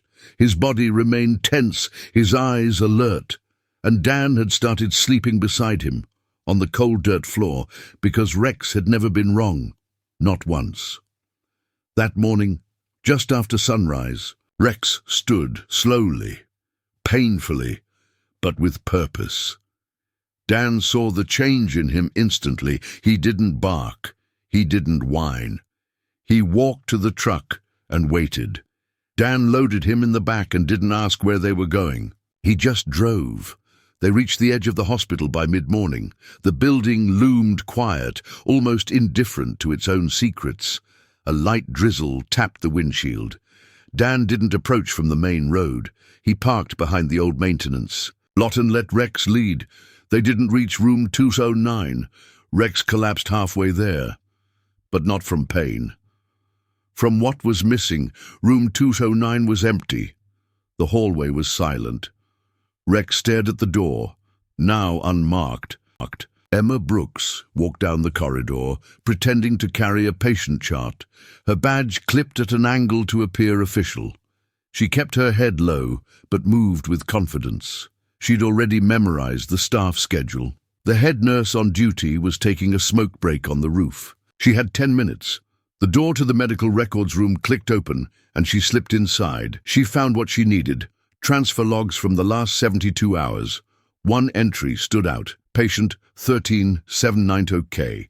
Transfer approved by external oversight. Authority. No signature, just a stamp. Langley Group. Emma's heart dropped. She typed the name into the search database. Nothing. Not even a staff profile. Back at Dan's barn, Joe was halfway through decrypting a string of data when his expression changed. He turned the tablet toward Dan. Look at this. Movement authorization from a decommissioned site in Nevada. The facility was scrubbed last year, on paper. And in reality, Joe shook his head. Still active. They just rerouted everything through a proxy. That's where Subject K came from. Dan's eyes narrowed. What else? Joe tapped another folder. They didn't just drug him, Dan. They rewired him. He wasn't in a coma. He was sedated with a cocktail designed to suppress high-aggression neuropathways. If they stopped the doses, he could become unpredictable, violent. Dan thought of Rex barking at the hospital door. The way he positioned himself, howled, scratched, as if trying to stop something from getting out. He's waking up. Joe's voice was low. Then we've got a problem, a big one. Dan stared out into the darkness. They're going to try to cover it, lock it all down. Anyone in the way will disappear. Then we don't get in the way, Joe said grimly. We get ahead of them. Before Dan could respond, his phone buzzed. Unknown number, he answered. You're asking the wrong questions, the voice said, cold and deliberate. Dan froze. Who is this? But the line had already gone dead. He looked at Joe. They know. We're digging. Joe stood, shoulders squared. Then it's time to dig deeper. Dan looked to the barn's far wall where Rex, still weak from stress, lay curled near the door. He lifted his head, ears twitching toward the wind. Something was coming, and it wasn't friendly. A cold drizzle fell across the Colorado hills, misting the trees and muting the colors of the morning as Dan sat on the barn's back steps. Rex rested beside him, ribs faintly visible through his fur, but his eyes sharp, alert. The dog hadn't let his guard down once since room 209.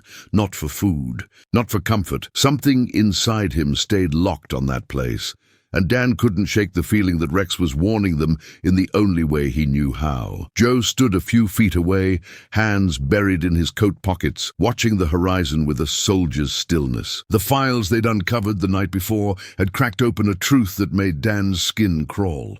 Subject K wasn't just a mistake. He was a weapon, built, tested, and then hidden in plain sight. Now that weapon was off the grid, and no. One in charge was talking. Dan's phone buzzed again. Emma, she spoke fast. We've got a problem. They suspended me. Dan's grip tightened.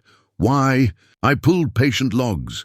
Someone flagged my access. Now I'm officially under review. Security escorted me out. You okay? For now. But they're watching. I think I triggered something. Dan ended the call and looked at Joe. It's starting. Then we need to finish first. They spent the rest of the day setting up their makeshift command center in the barn.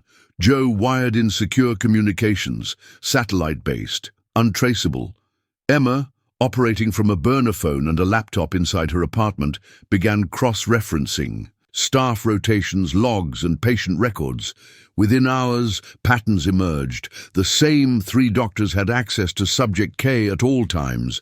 They weren't on the public staff registry. No medical records, no university affiliations, nothing, just names or aliases. Joe connected the dots quickly. Private sector, contractors, not government, not exactly. Langley Group isn't federal. They're a shell, hired by other shells. Their specialty, human experimentation on combat personnel. All off books, no oversight, no accountability. Dan's jaw clenched. So they're still running the program. Joe gave a grim nod. And Subject K's escape, if that's what this is, could burn their entire operation. Dan looked at Rex. The dog hadn't moved. But when the wind shifted, Rex's ears snapped upright, gaze locked east toward town. That afternoon, Dan drove out to a feed store near the edge of town under the guise of restocking supplies. The Clark Tom was a retired Air Force mechanic who'd served with Dan's cousin. They shook hands in the back, and Dan kept his voice low. "I need some eyes on Memorial. You hear anything strange? Late-night deliveries, weird vehicles? You call me." Tom nodded once. No questions asked. They did the same at the gas station, the hardware store, even the public library.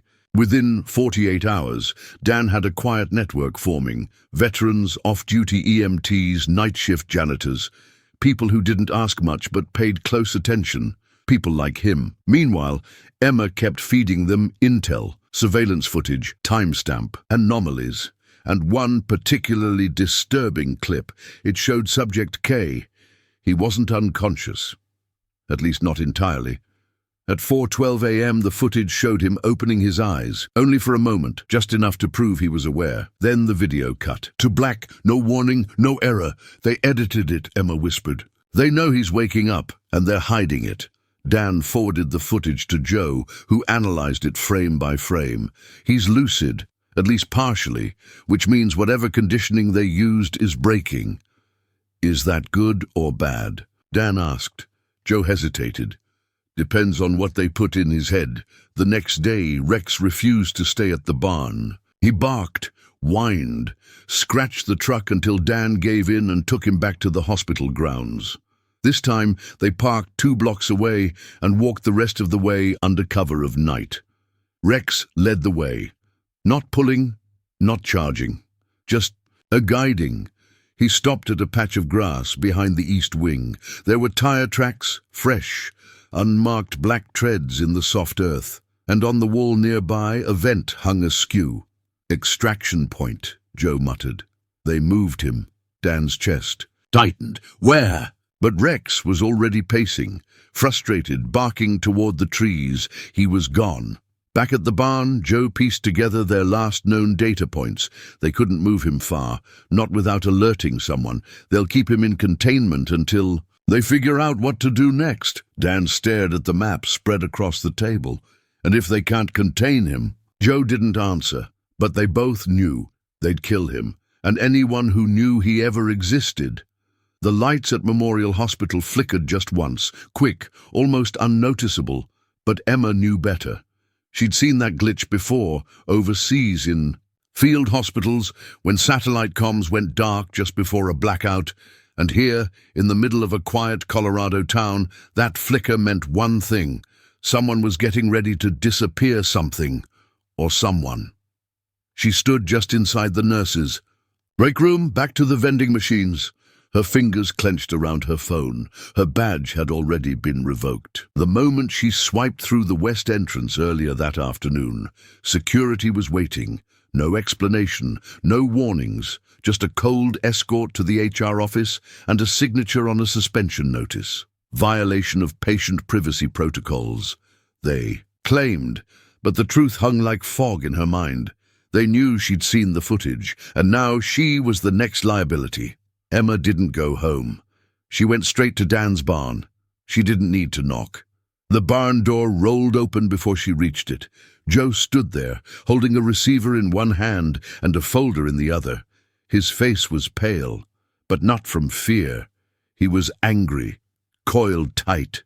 "They're moving fast," he said, gesturing her. "Inside, we lost access to half the servers we were pinging. Whatever was keeping Subject K local, it's unraveling." Emma didn't sit. "They came after me, shut me out. Security knew my name the moment I stepped in. They're watching everything."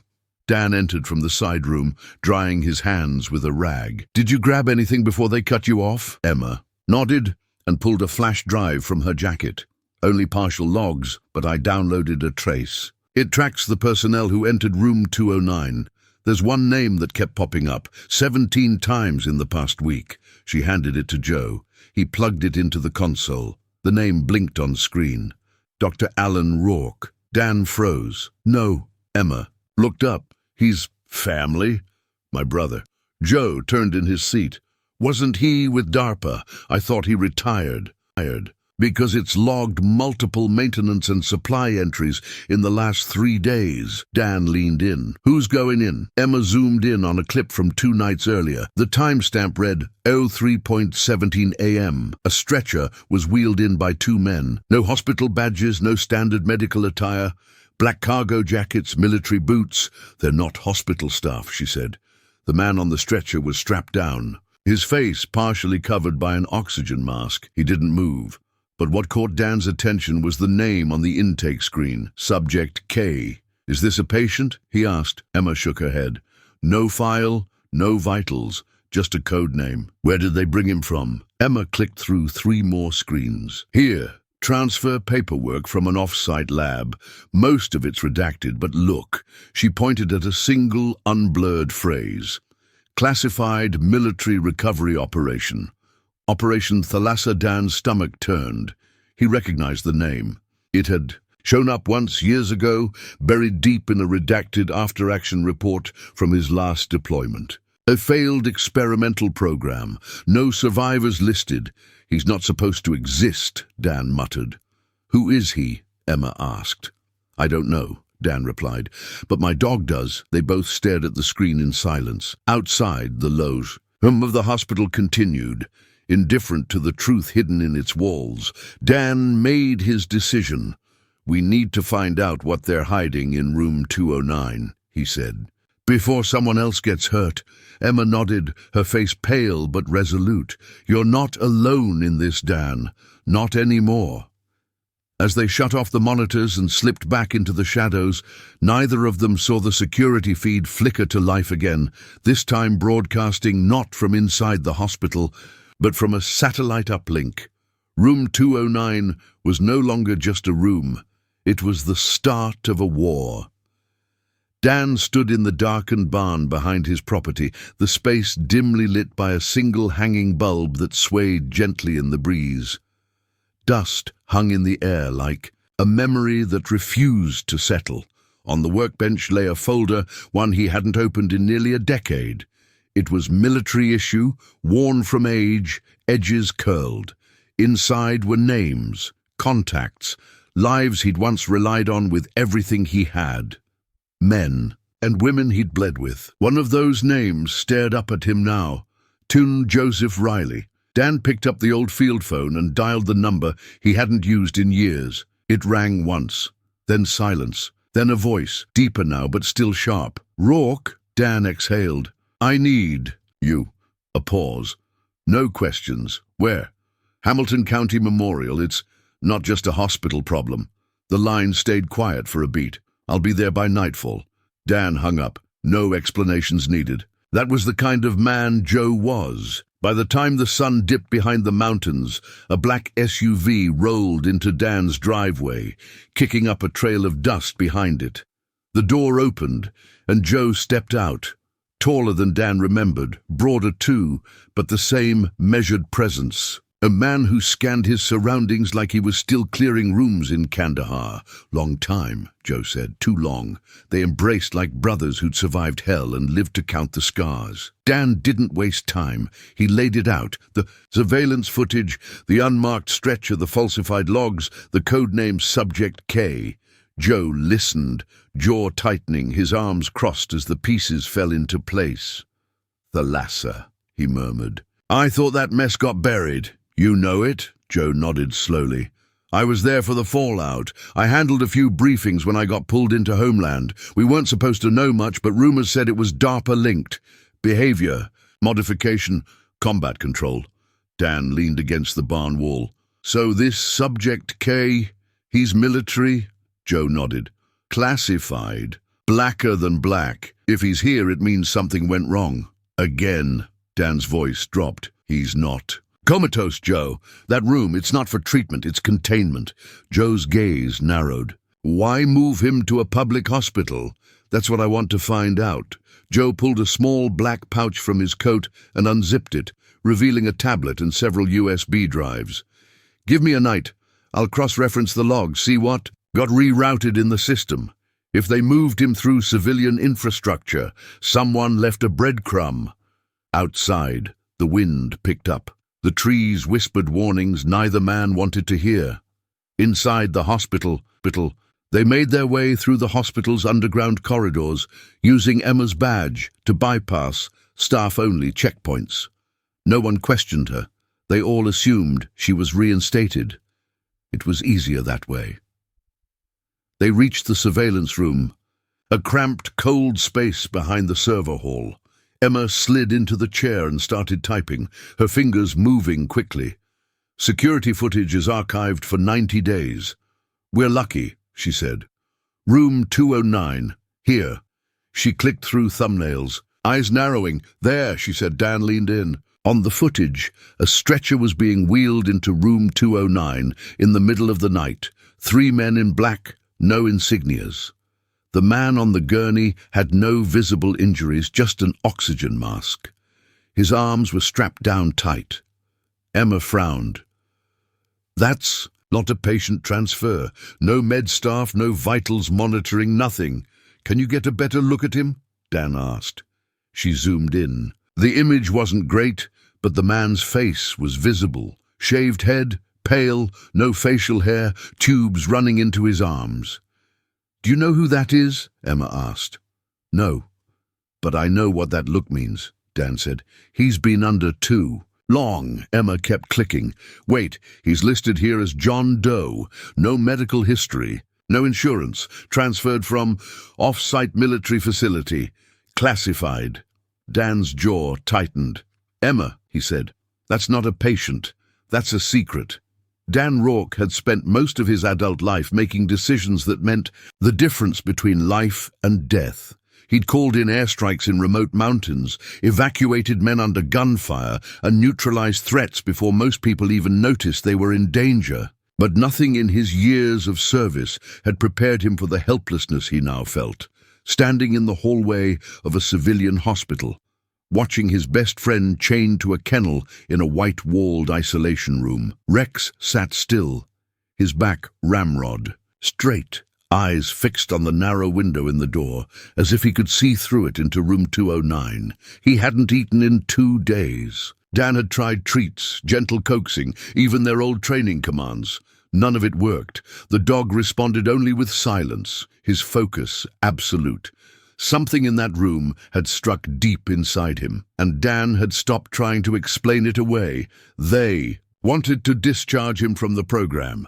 That's what the official letter said. Behavioral instability inconsistent with continued service, they'd written. Potential for harm to public and personnel. Bureaucratic language for, he's dangerous now. A liability, not worth the risk. Dan stood in the hospital's underground parking lot, the paper crumpled in his fist, his other hand resting absently on Rex's head. The heat of the concrete structure pressed down like a weight. A decision had to be made, and he was running out of time. You think I'm crazy too? He asked quietly. Rex didn't move, didn't blink. Dan knew what they were telling him. Walk away. Save your reputation. Let the dog go. But that wasn't who he was. And if Rex was right, if there really was something wrong in room 209, then someone had to find out what. He reached for his phone and scrolled through his contacts. The name was still there, buried under a dozen missed calls and half-forgotten messages. Emma Brooks, a nurse. Bright, stubborn, honest to a fault. She'd helped Dan once before, back when he trained local responders after a mass shooting. She had a sense of justice that never quite sat right with hospital politics. If anyone could help, it was her. He dialed. "Dan." Her voice was cautious, tired. "I need a favor, a big one." There was a pause. "You're not supposed to be at the hospital." "I'm not. I'm in the garage. But I need to see the surveillance archives." Another pause. Then, "Meet me at the staff entrance in 20. When the door creaked open, Emma was there, in grey scrubs and a badge half concealed under her jacket. Her eyes were sharp, despite the exhaustion behind them. "You're lucky I still have access," she whispered, leading him down a narrow hallway. "They froze my account after I spoke up last time. I'm not even supposed to be here." They passed through 2 secured doors before reaching the monitoring room. A low hum filled the space. Machines, fans, the quiet tension of secrets waiting to be uncovered. Emma moved quickly, fingers flying across the keyboard. "I pulled records. On room 209, she said. "It's flagged as inactive, which is odd. Just a single keypad entry lock and a sterile silence behind it." "Must be nothing," said a nurse behind him. "That room's been sealed off. Storage or something. It's not—" Rex barked again. Then he lunged, scratching and howling, trying to tear through the metal like it was hiding something evil. Dan grabbed his harness, trying to calm him, but it was like trying to hold back a hurricane with rope. 2 orderlies appeared. One reached for Rex's collar. "Don't!" Rex turned and bit. The scream echoed down the hall. The chaos that followed was swift and punishing. Security, administration, a reprimand. Dan was pulled into a room and told in no uncertain terms the dog was a liability now. Dangerous, unfit for service. Dan's fists clenched beneath the table. He listened but didn't speak. Not yet, because in his gut something was screaming louder than Rex had. Something was wrong, deeply wrong, and whatever it was hiding behind the door to room 209. The next morning, the official suspension came through like a blade under the ribs. Dan wasn't surprised, but it still stung. Rex was declared unstable, pending removal from active service. Until further notice, he'd be barred from all public interactions, especially therapy visits. The hospital incident report didn't mention room 209. It focused solely on the bite, the disruption, and the disturbing behavior of a once decorated canine unit. Dan stood in his kitchen, the letter trembling slightly in his calloused hands. Rex lay nearby, silent, his gaze never leaving the door, like he was waiting for something or someone. "They think you've gone bad," Dan muttered, setting the paper on the counter. "But you've never even flinched at a threat." "Not once." Rex didn't react. He hadn't eaten since the hospital, hadn't slept either, not properly. He just stared at the door, alert and still.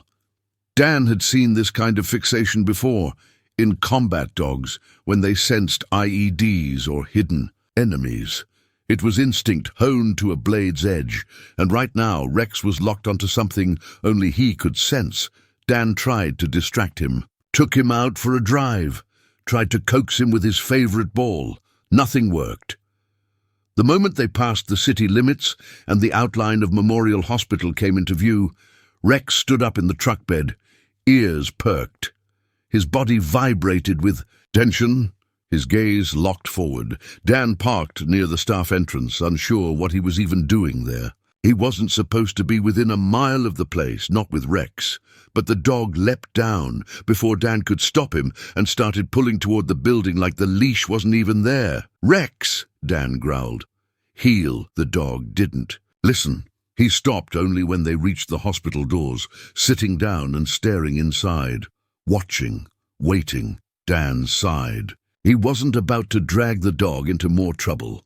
He turned to leave, but then Rex let out a growl, not loud, just deep from the chest. Dan followed his gaze. A man in a white coat had just stepped out through the side entrance. He wasn't moving like a doctor. Too stiff, too aware. His eyes flicked around like he expected someone to be watching. He didn't notice Dan, but Rex saw him and barked, just once, sharp and cutting. The man froze, then turned and walked quickly back inside. Dan squinted after him. he didn't recognize. The guy, something about him was wrong. Too clean, too practiced. He pulled out his phone and dialed. Emma Brooks, a voice answered. Calm, professional. It's Rourke, Dan said. Need a favor. There was a pause. You know I got suspended for helping you last time, right? I know. And you're still calling me? I think there's something going on in that hospital. Something bad. You ever heard of Room 229? Silence, then. No, that wing's supposed to be sealed off. Renovations? It's not. Something's in there. Someone. You sure? No, Dan admitted. But Rex is, and he's never been wrong. Emma exhaled into the phone. Meet me at the parking garage in an hour. I'll bring my access badge. Dan hung up and looked down at Rex. The dog's eyes were still on the door, his muscles tense. You're not crazy, Dan said quietly. They just don't understand what you're trying to tell them. The hour crawled by. When Emma arrived, her scrubs were half covered by a coat, and her face was pale beneath her usual calm. This better be worth it, she said. I'm risking a lot.